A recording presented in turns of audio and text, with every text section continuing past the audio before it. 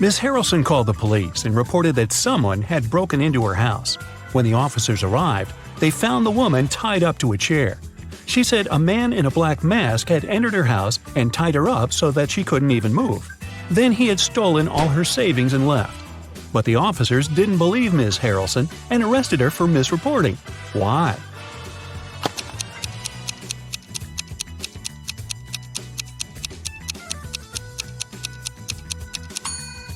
If the woman couldn't move, how did she manage to call the police? It was Hazley's birthday. Her parents said that they had a present for her, but she had to find it first. To help the girl, they gave her a note that said, "Where should the girl look for her present?"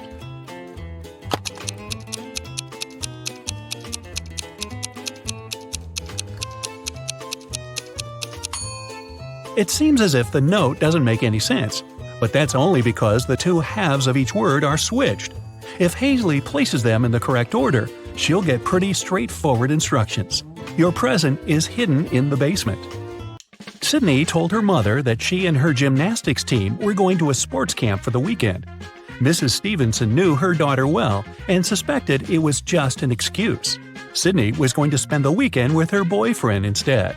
Still, the woman helped Sydney pack and let her go. When the girl returned, she was angry with her mom for forgetting to pack a toothbrush. That was when Mrs. Stevenson realized she had been right, and Sydney hadn't been to the sports camp. How did she figure it out?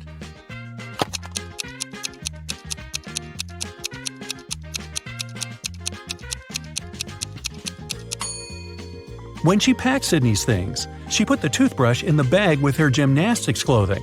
If her daughter had indeed been to the sports camp, she'd have opened the bag and found the toothbrush. But she didn't, which means she never used that bag. Look at these people who are doing their grocery shopping. One of them has stolen a watermelon. Can you tell who?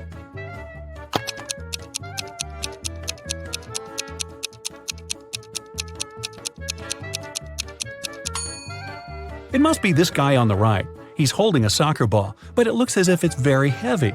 And since soccer balls don't weigh much, it must be a disguised watermelon.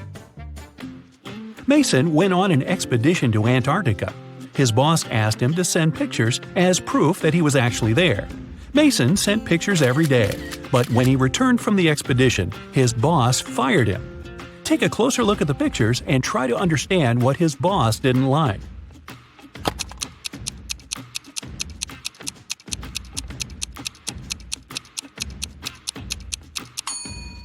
Mason was sent to Antarctica, but in some pictures, you can see palm trees.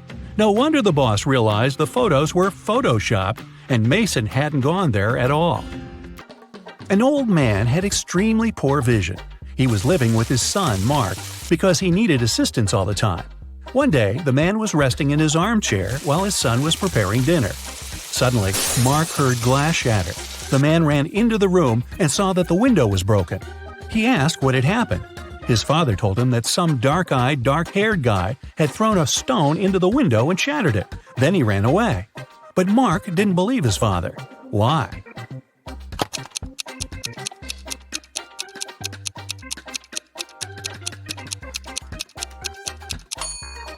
The man had extremely poor vision, and he wasn't wearing his glasses at the time of the accident. He couldn't see the guy, let alone the color of his hair and eyes. Savannah went on a business trip with her husband. In the evening, the woman didn't feel well and suddenly blacked out. When Savannah woke up a couple of hours later, she couldn't remember anything. There were two men in front of her, and both claimed to be her husband. The woman couldn't remember which of them was her real husband. Can you help her figure it out?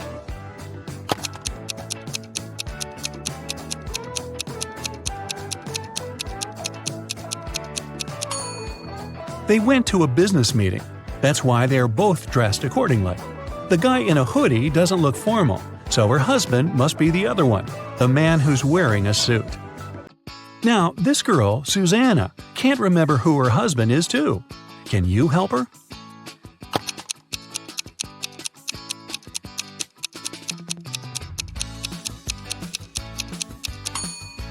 It must be this guy.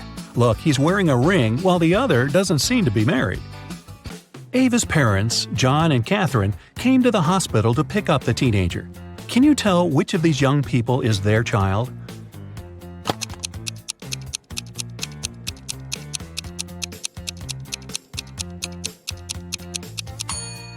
It's this girl. John and Catherine are Ava's parents. Ava is a girl's name, and she's the only girl in the room. Esme was having her usual walk in the forest. By nighttime, she realized she had gotten lost again. She was wandering around until she came across the witch's house. The girl petted the cat, greeted the witch, and asked the woman to send her home.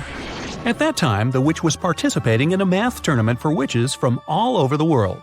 She really wanted to win and to prove she was the smartest witch out there. There was one last task she couldn't solve. The witch promised that if Esme helped her, she'd let her go home. If not, Esme would have to stay with the witch forever. Here's the task. Make 3 identical squares by moving only 3 matches.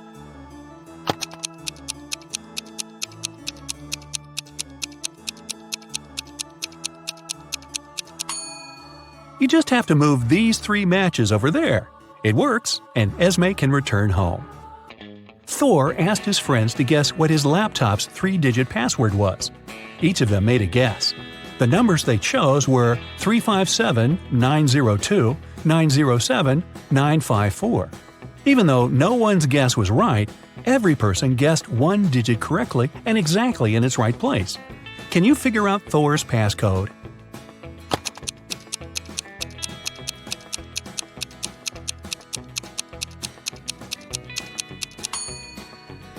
Since just one of them guessed 1 digit correctly, the first digit can't be 9.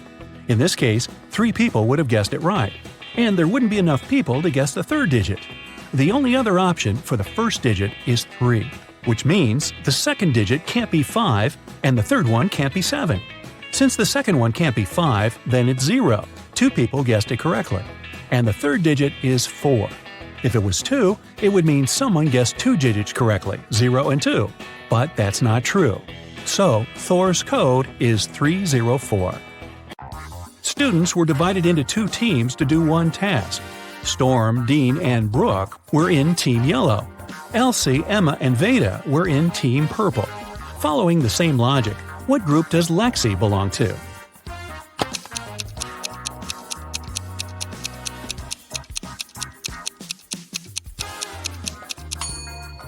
In Team Yellow, there are students whose names have just 1 syllable. In Team Purple, there are students with the names that consist of 2 syllables. Lexi's name has 2 syllables, so she belongs to Team Purple. Atlas got trapped in the attic of an old house. There are just 3 ways out, and all of them dangerous. Behind the first door, the roof and the floor are made out of magnifying glass, and the sun will burn anyone who comes in. Behind the second door, there's a room filled with poisonous gas, and the third door is hiding a hungry lion. How can Atlas escape?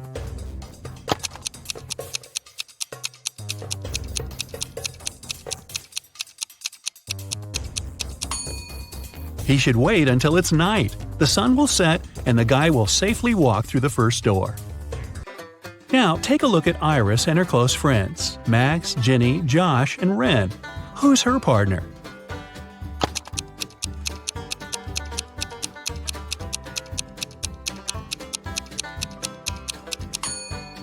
It must be Josh. Look, they have matching tattoos.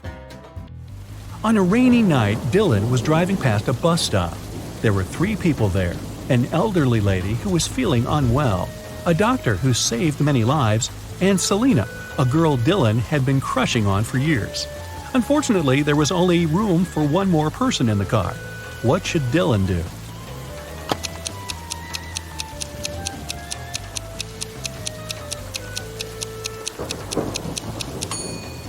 He should give his car to the doctor, who would take the elderly lady and drive her to the hospital. And Dylan can stay at the bus stop with the girl of his dreams. Charlie, Andy, Taylor, and Alex are all related to each other, but one of them is the opposite gender from the other 3. Here's what you know. Alex is either Charlie's brother or Charlie's only daughter. Alex's sister is either Andy or Taylor. Taylor's only son is either Charlie or Andy. Can you tell who's the opposite gender from the other 3?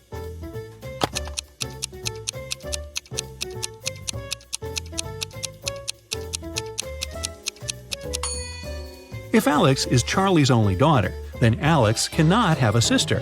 It means that Alex is Charlie's brother. If Alex's sister is Andy, then Andy's a girl. And according to Fact 3, Charlie is Taylor's only son. But Alex is Charlie's brother. So we have a contradiction here. It means that Alex's sister is Taylor. So Taylor's a girl. Charlie, Alex, and Taylor are siblings. And Andy is Taylor's son. These three handsome young men are brothers, identical triplets. Sam, he's very honest, and he always tells the truth. Bob always lies. And Alex is unpredictable. Sometimes he lies, but sometimes he tells the truth.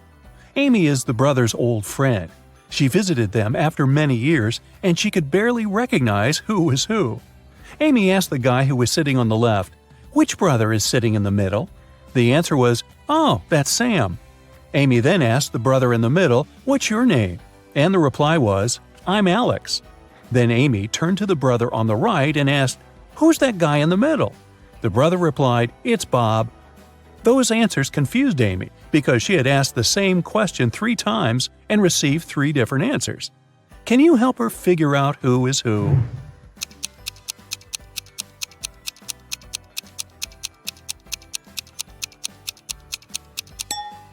Sam always tells the truth, so the brother on the left cannot be Sam because, otherwise, he wouldn't be able to call someone else by his name. The brother in the middle cannot be Sam for the same reason. So the brother on the right must be Sam.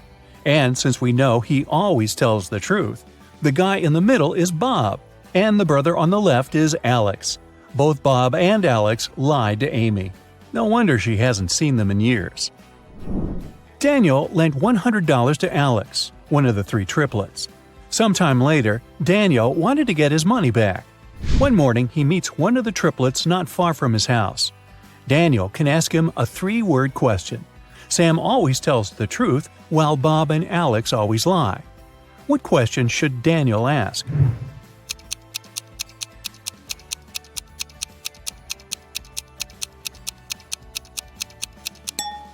The right question would be, "Are you Bob?" Here's the list of possible replies the guy can give. If it's Sam, he'll say no. If it's Bob, he'll also say no. And if it's Alex, his reply will be yes. That's why, if Daniel hears yes, he can ask for his money. Sam, Bob, and Alex bought some chocolate candies. Sam gave Bob and Alex as many candies as they already had. Then Bob gave Sam and Alex as many candies as they already had. And finally, Alex gave Bob and Sam as many chocolates as they already had. Now, each of the brothers has 24 candies. How many chocolates did they have in the beginning?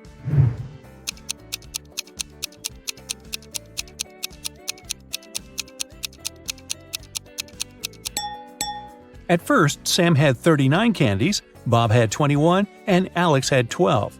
You can solve the riddle this way. Have a look.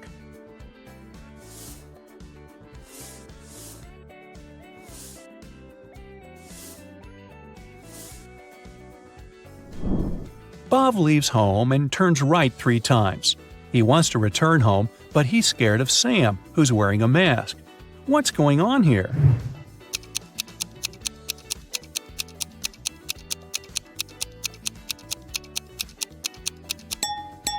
The guys are playing baseball. Sam wants to cross the Sahara Desert. This risky journey will take 6 days. But unfortunately, one man can only carry enough food and water for 4 days. Can you calculate the smallest number of other people that will need to help Sam carry enough food across the desert?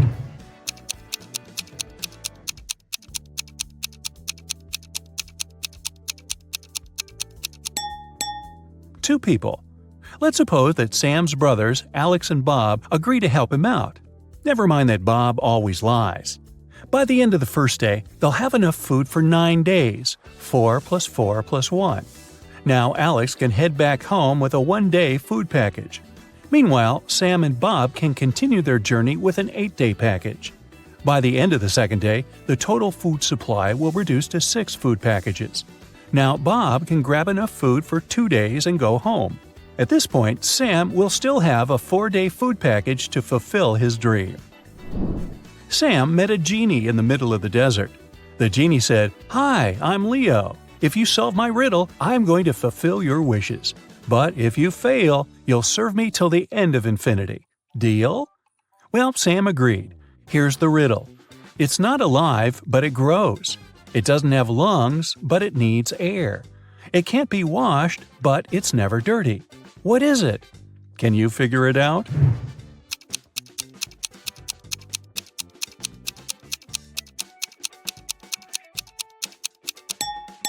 The correct answer is fire.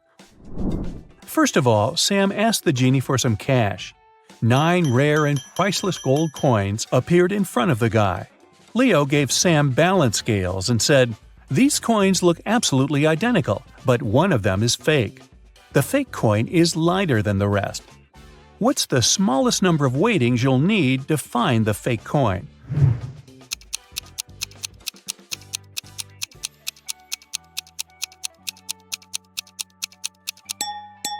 The correct answer is 2. First, Sam should divide the coins into 3 equal piles. Then he should place a pile on each side of the scales, leaving the remaining pile of 3 coins on the ground. If the scales remain balanced, it means that the 6 coins on the scale are real and the fake coin is in the third pile. But if the scales do tip, Sam will easily find out which pile contains the fake coin. Spoiler, the pile which is lighter. Either way, he should put 6 gold coins aside and leave only the lightest pile. Then he can use the same method to find the third coin, by putting 1 coin on each side of the scales and leaving the third one in his hand. Sam was hungry, so he had one more wish, to have dinner. Leo began frying some fish in a pan that could only fit 2 fish at once. It takes 5 minutes to fry one side of a fish. What's the shortest time Leo needs to fry 3 fish in one pan?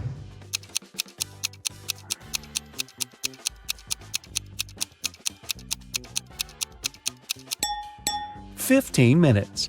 Leo should put 2 fish in the pan and fry them for 5 minutes. Then he should take 1 fish out and then turn the other one over. After that, Leo should start frying the third fish.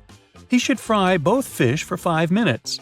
The first fish will be ready, so he should put it away on a plate while turning the other over. Now, he should put the half-fried fish back in the pan and fry 2 fish for 5 more minutes. Voila! All 3 fish are now ready." Sam left the desert and decided to stay in this little village to get some rest. He wanted to get a haircut and a shave after his long journey. There were only 2 barber shops in this village. In the first shop, the barber was handsome with a neat haircut. He was well dressed, and the place looked tidy and clean. Meanwhile, the barber from the second shop was shabbily dressed. His hair was cut in a weird way, and his clothes had stains from last night's dinner. His place didn't look clean at all. Which barber shop should Sam go to, and why?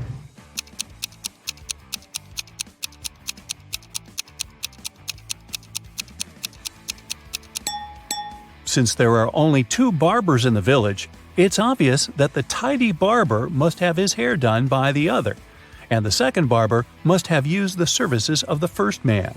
Therefore, Sam should choose the barber from the second shop because he's more professional. 2 business partners, Rick and Frank, met in a restaurant. It was a hot summer day, so they ordered cold mint tea with ice. Rick gulped down 5 glasses of this drink during lunch. Meanwhile, Frank managed to drink only 1 glass. Soon after that, Frank fainted and fell to the floor. Doctors diagnosed severe poisoning, but Rick was feeling completely fine. The police found out that both glasses contained poison. How did Rick, who had drunk 5 glasses of this tea, avoid any consequences?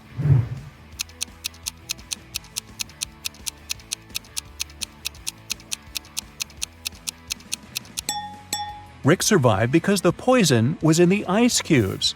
He drank quickly, and the ice had no time to melt in his drink. As for Frank, he drank his tea slowly, and the ice melted in his drink to poison it heavily. You pronounce me as 1, but write me as 3. You can't read this riddle without me. What am I?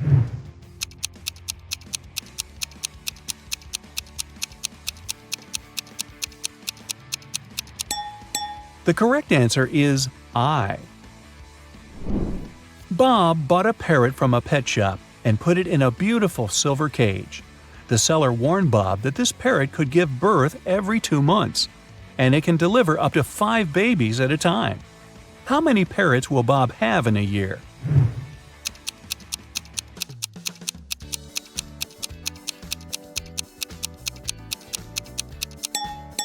Just one, because he only bought one bird, not 2. I'm always trapped in my glass cage. I'm usually found at the bottom of the cage. If I climb higher, I get hotter. If I climb down, I get cooler. What am I?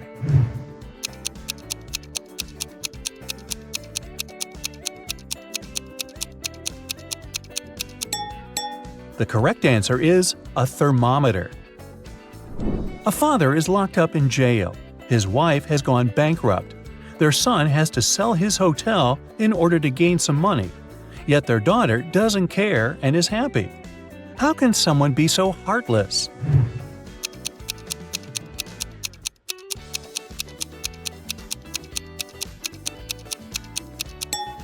The family is playing Monopoly, and the daughter is winning the game. We've arranged 10 coins on a table this way. Altogether, they form a triangle pointing upward. Can you invert the position of the triangle and make it point downward while moving only 3 coins?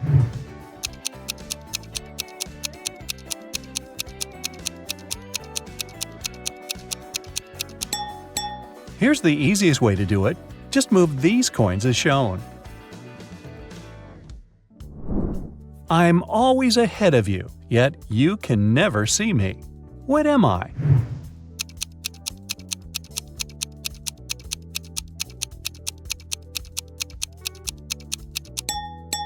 Tomorrow. Can you spot your name in this alphabet soup?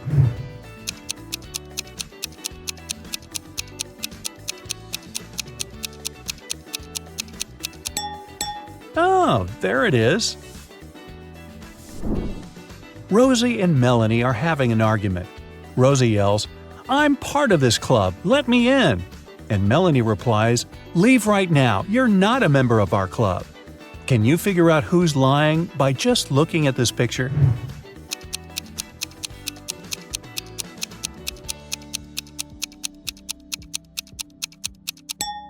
Both ladies have club tattoos, but Melanie's tattoo is slightly different from the club's logo. Therefore, her membership must be fake.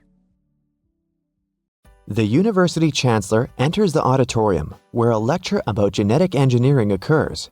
A young teacher is drawing graphics and diagrams on the whiteboard, and students are redrawing them in their laptops. The chancellor knows that some of these students are not listening to the teacher. He walks around the audience and stands behind all the people. Who do you think is not focused on studying?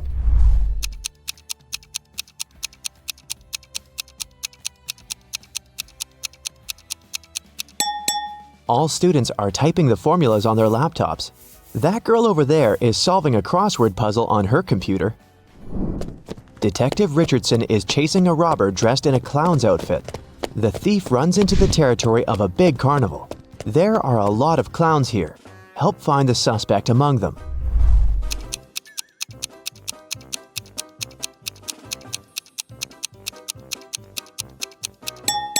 Catch that guy! His makeup is leaking since he's sweating after running. Also, he is the only one among all the clowns who took off the red nose, since he needs to take a deep breath. Angelica gets out of the elevator and goes to her room. She puts a magnetic card to the lock to open the door. Then, she turns on a kettle and a TV. At this moment, the phone rings. Angelica picks it up. Hello, it's your neighbor from the opposite apartment. I'm looking at someone trying to break into your house right now. A voice on the other end of the line says, He's trying to pick your lock with a lockpick. "I'm sorry, it seems you've called the wrong number," Angelica tells him and hangs up. Why did she think that?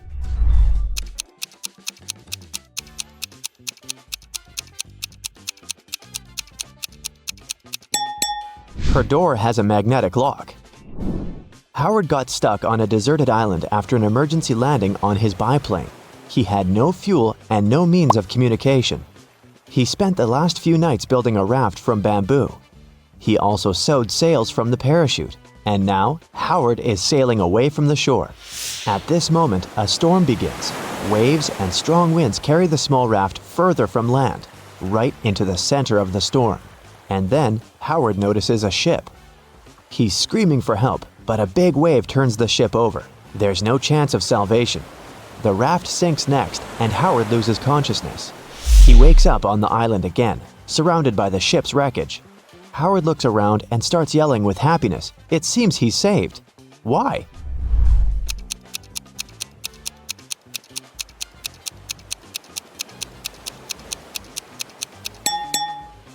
There are fuel cans among the wreckage. Howard can refuel his biplane and fly away from this place. There's a secret helicopter hangar hidden among trees at the edge of the forest. A squirrel got stuck on the ceiling between the beams. Johnny, the woodcutter, comes inside and notices the poor animal. He's going to rescue it, but he doesn't know how to get there. There are no stairs or anything that can be used to climb so high. Help him save the squirrel. There's an open vent on the ceiling. Johnny can get to the squirrel through the roof, but how?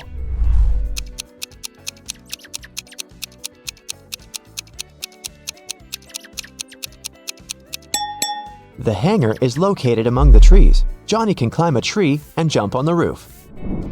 The premiere of some fantastic movie about graffiti culture was held at one local cinema.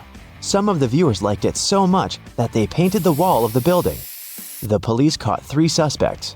But who's guilty?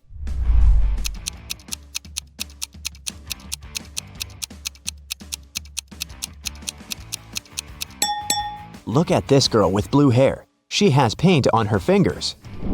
Leo, Brad, and Chris walk in the park and tell each other how they spent the weekend. All the guys look rich and successful, but in fact, only one of them is wealthy. Look at them carefully and try to guess who.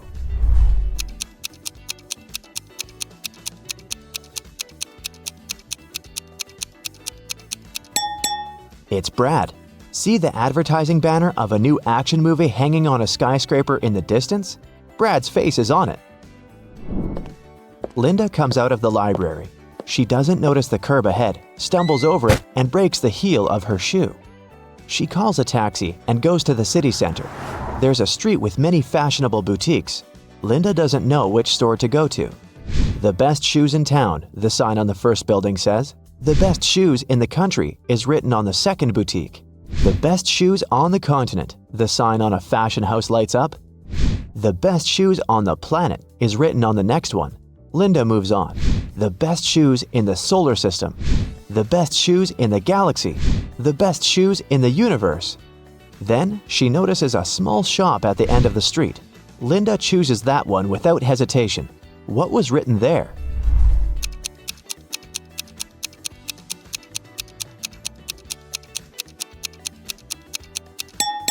The best shoes on this street. Roy is sitting in the classroom listening to 2 teachers. They're saying essential mathematical formulas to prepare students for upcoming exams. Roy is writing down their words, but he doesn't keep up with the teachers. His hand hurts more and more. The notebook is running out of pages. The teacher's speech is accelerating. They're saying a lot of new information. Ah! How can Roy remember all of this? Help him!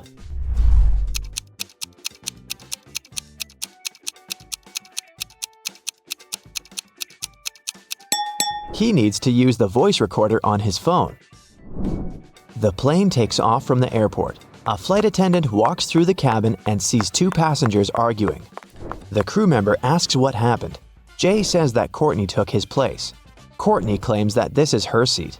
They showed their tickets to the flight attendant. She tells them that the program couldn't sell 2 identical seats. She takes their boarding passes and immediately understands what the mistake is. Look at the tickets and tell who's right here.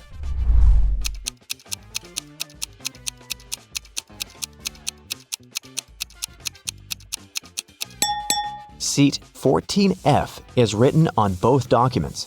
Jay's takeoff time is 2:57 a.m. Courtney's is 2:57 p.m. It was sunny when the plane took off. Also, the sun is shining outside the window, so Jay's got on the wrong flight.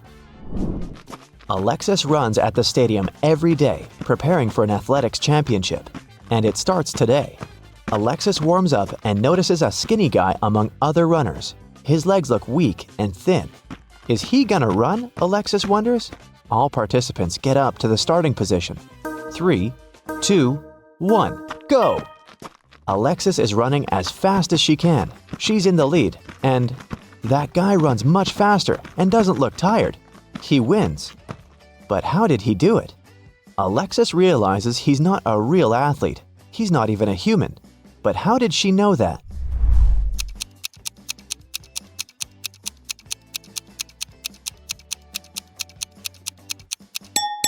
The guy doesn't sweat, he doesn't blink, and he has 2 left hands. It's raining. Mike tries to walk fast so as not to freeze. His 3 goats are following him. He comes out to the river and notices a raft on the shore, but it can only withstand 1 goat and 1 human at a time. A tiger is sitting on the other side of the river. Mike can't sail with 1 goat and leave it with the tiger. What should he do to cross the river?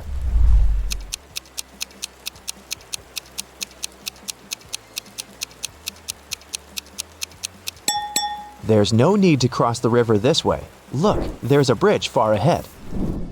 There's a house right in the middle of the hottest desert. There is no water, trees, or villages around. 4 people live inside the building: the owner and his friends, an archaeologist, an oil worker, and a surveyor. The owner comes to the backyard and sees an empty jug. "Who's drunk all the water? We don't have any supplies anymore," he screams loudly. All the friends are in shock too. "Those who did that should go to the desert and get some water," he says. "I was excavating in front of the house. I didn't touch the jug," the archaeologist replies. "I extracted oil under the house. I didn't touch the water," the oil worker says. "I was wandering through the desert in search of an underground river or lake, but I haven't found anything. There's no point in sending us there. You know, I think you've drunk it," the surveyor answers. "What do you think? Who's guilty?"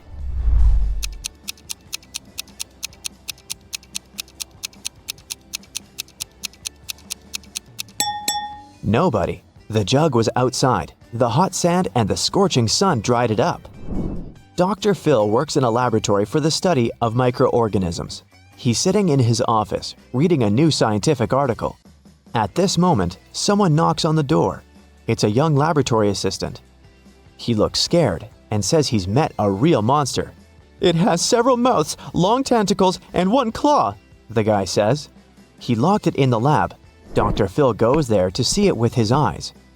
He turns the key in the lock. The door is opening slowly with a cracking sound. The doctor steps inside and... nothing. There's complete silence here. There's no monster. Or is there? Where do you think it is?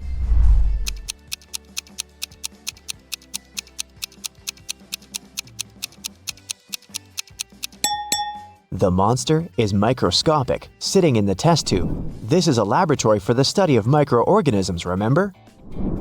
One old head of a large financial company is going to retire, but who will be his heir? Who will be able to manage such a huge corporation?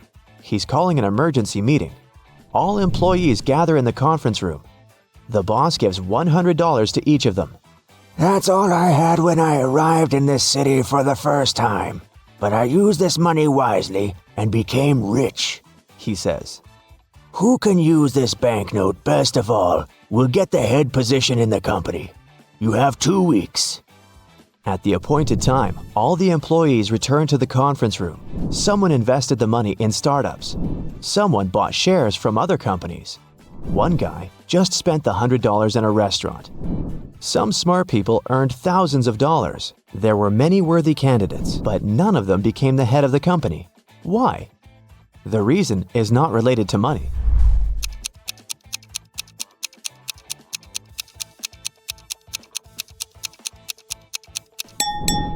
The old boss passed away.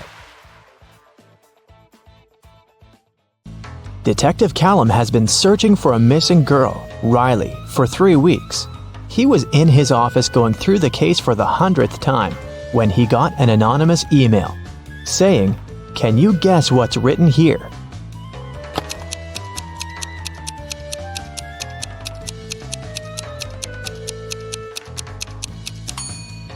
It's just written in reverse order. If you read it from right to left, the message turns into, "The girl is in a hidden room beneath the Central Cafe. Bring $500 and I will tell you the passcode." Someone robbed a bank, and Detective Callum was leading the investigation. There were 2 robbers, but the police managed to catch only one of them, Dante. Dante refused to name his accomplice, but the police had 3 suspects, Bree, Ivory, and Ronan. Detective Callum took a brief look at them and knew exactly who the second robber was. Who was it, and how did he know?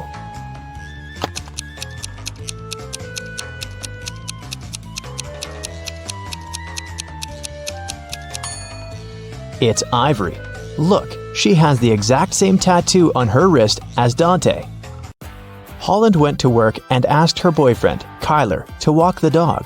Kyler agreed, but then his friend called him and suggested to come over to play a new video game.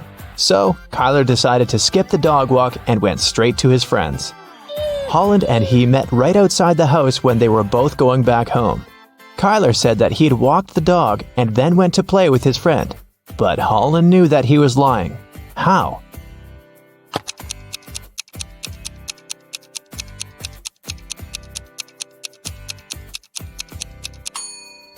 It's winter, so just look at the footprints. There are Holland's footprints on the snow going both ways, and Kyler's footprints going both ways too, but there are no footprints of the dog. Someone in a little town was stealing bicycles. Every time someone's bike was stolen, the owner would find a business card with 2 emojis printed on it. The police had 3 main suspects, Ocean Walker, Rebecca Smith, and Damian Jones. Who is the robber?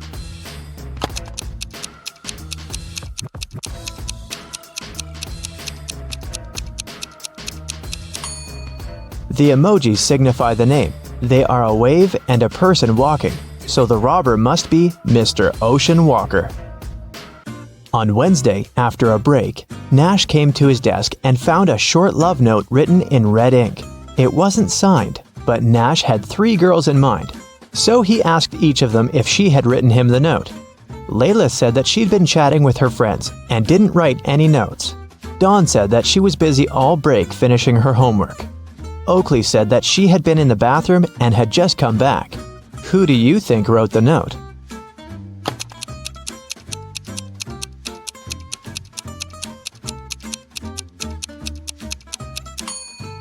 Look, Oakley's hands are covered in ink. It's blue ink, but still. If she really was in the bathroom, her hands would be clean. So she must be lying, and she must be the one who wrote that note. Adley was kidnapped and woke up in a dungeon. There were 3 ways out, but they all looked dangerous. Behind one door, there were many little robots that were ready to attack her. Behind the second door, there were 3 trained tigers. Behind the third door, there were 3 big and very hungry dogs. Which way should Adley choose to get out safely?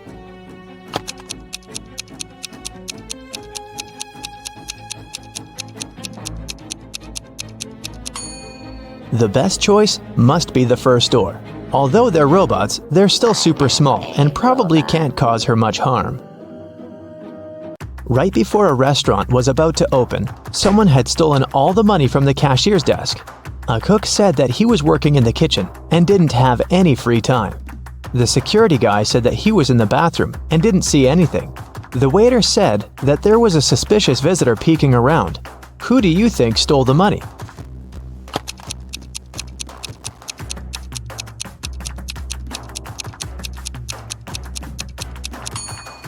The restaurant was still closed and there couldn't be any visitors, so the waiter must have lied and is probably guilty. Ned works in a club, and his job is to check people's ID cards and not to let suspicious people or folks under 21 in. Take a look at ID cards and help him decide if he can let each visitor in or not. Here's the first one. What do you think?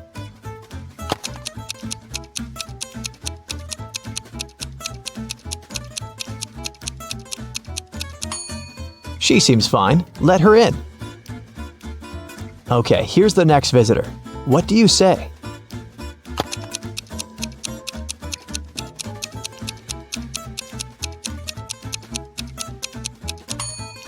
June 31st does not exist. There are just 30 days in June, so nope.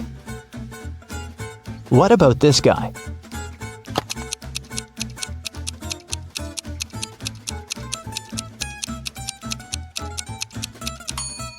Something is wrong once again. Even though February 29th theoretically exists, there was no February 29th in 1977. It's every year that can be divided by 4.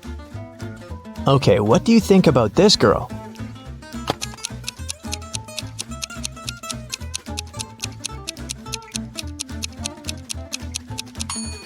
I don't see anything suspicious about her. Here's another candidate for the club. What do you think?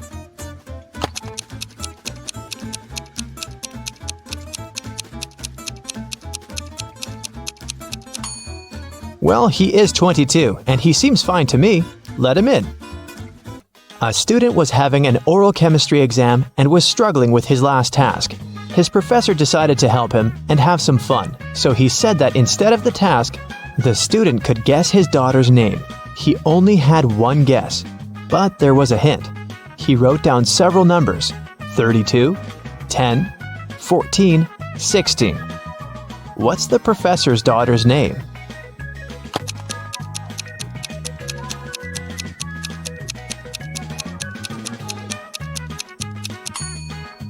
It's a chemistry class and chemistry professor, so there must be something related to chemistry. Look, there's even a periodic table in the background to help you.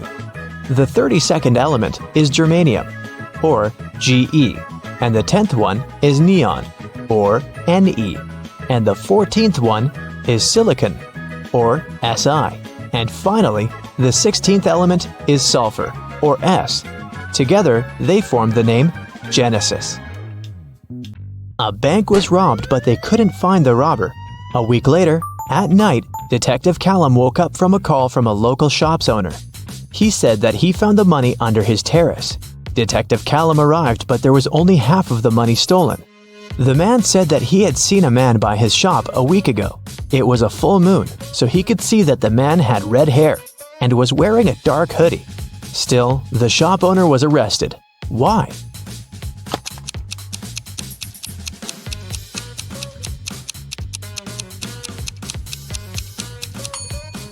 The shop owner said it was a full moon a week ago, but look, it's a full moon right now, so the man must be lying about something. In history class, students were asked to prepare a presentation about their ancestors. Edwin told about his great-great-grandpa who moved to New York and started as a salesman and then built a huge business. He even showed a photograph of his young grandpa in New York, but no one believed Edwin's story. Why?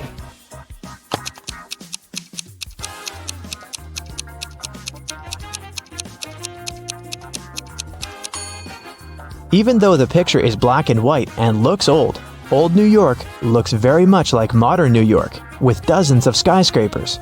The class noticed and figured out that it definitely wasn't a real photo. Royce called the police and reported that someone had robbed his house. Detective Callum arrived and asked Royce to tell exactly what happened.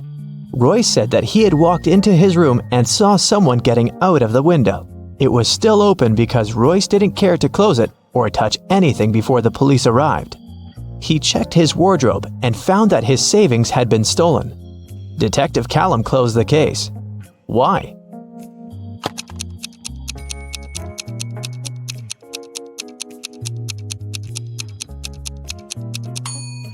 The robber couldn't go out the window without stepping on the bed, but the bed is perfectly made, so it looks like no one was leaving through the window. Kaya was studying in the library. She went to the bathroom and left her things on the desk. When she returned, she found that her wallet had been stolen. She called the police and they interrogated the 3 students who were also in the library. Andre said that he had left the library right after Kaya to get a drink from the vending machine and hadn't touched any of her things. Poppy said that she was studying the whole time and not paying attention to anything. Rhea said that she was in the other part of the library looking for a book she needed and hadn't seen anything suspicious either. Who stole the wallet?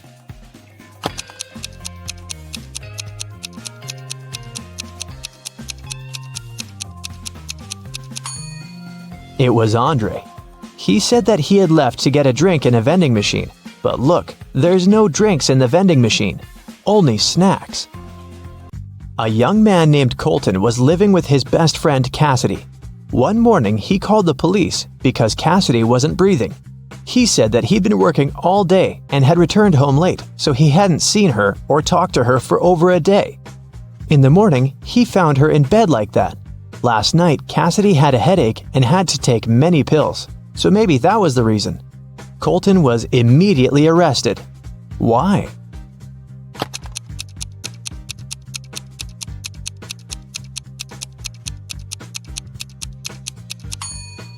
Colton obviously didn't communicate with Cassidy, but he still somehow knew what she was doing in the evening.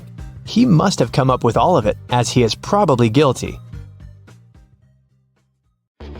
Now, Mary and John are an ordinary young couple. One day they decided to go out of town and spend some time in nature, so they jumped in the car. While they were driving, they suddenly saw 4 hitchhiking people at a gas station. But most of them looked pretty suspicious. There was a man in tattered clothes, a woman wearing a cape, a man with a sullen face, and a teenage girl. Who should they give the ride to?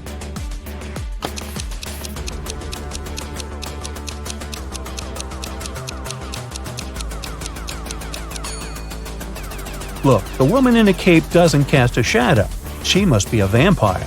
The man with the sullen face has a vampire bite on his neck, so he's now a vampire too. The teenage girl has suspicious claws, so she must be a werewolf. Thus, the man in tattered clothes is the only one who doesn't seem to be dangerous. There's a huge crime spree happening in town. The police are swarmed, and they don't have enough officers to help everyone. The citizens need you. Buckle up and think fast. You have to catch all the criminals right away. Look at the screen and find all the suspicious people in town.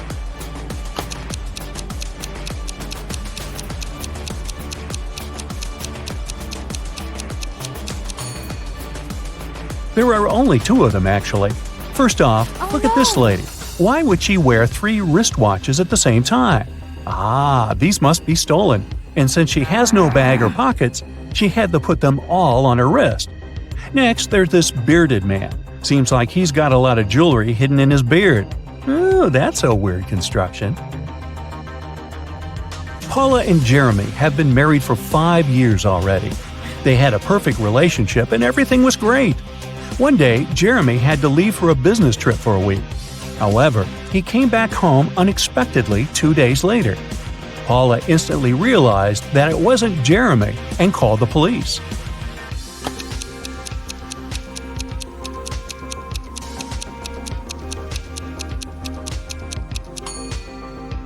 Remember the real Jeremy who took off the wedding ring before he left for a business trip? The man who showed up 2 days later was wearing one. This is what made Paula suspicious. During an Arctic expedition, an explorer found an ice cave. He went in.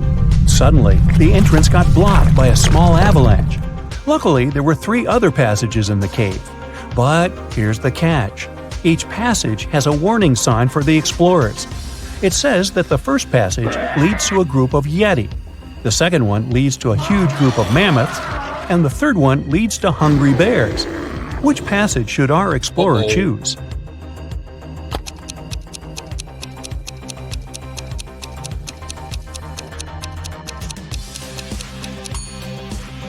Those warning signs must be a bit outdated. Mammoths went extinct long ago, so passage 2 must be the safest option. A young man woke up in a hospital without remembering anything, including his own name.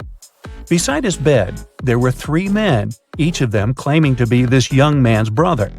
Suddenly, the young man had a couple of flashbacks from his childhood, and he clearly remembered that he only had one brother.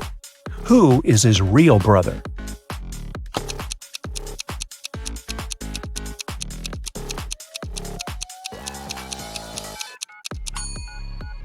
The man on the right seems to be his brother. He's the only one who looks like the guy in the bed, plus they have matching tattoos on their arms. Martin's an undercover detective. He's on a mission right now, and he's pretending to be one of the staff members at a luxurious resort. His mission is to follow a dangerous criminal who's planning to steal a rare piece of art from a wealthy businessman. Martin has to report the situation to his partner Steve every day. They can't use phones to communicate, so they make codes using deck chairs and umbrellas. If the robbery isn't planned for today, there should be more deck chairs than umbrellas by the pool. If the robbery is planned for today, there should be more umbrellas. Today, Steve's flying in a helicopter over the pool to check the situation. Now, look at what you see and decide whether the robbery is planned for today or not.